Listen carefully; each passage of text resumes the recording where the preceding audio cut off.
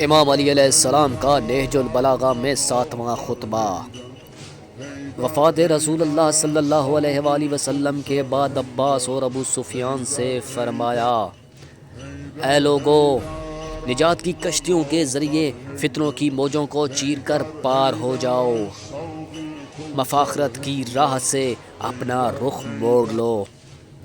فخر و مباحات کے تاجوں کو سروں سے اتار کر زمین پر پھینک دو۔ وہ شخص کامیاب ہے جو پروبال مددگاروں کے ساتھ اٹھے، جب مددگار نہ ہوں تو جھگڑے سے کنارہ کش ہو کر مخلوق کو بدامنی سے راحت میں رکھے۔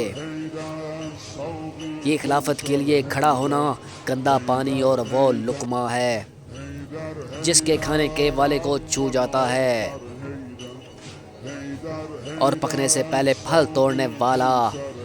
ایسا ہی ہے جیسے غیر کی زمین پر کھیت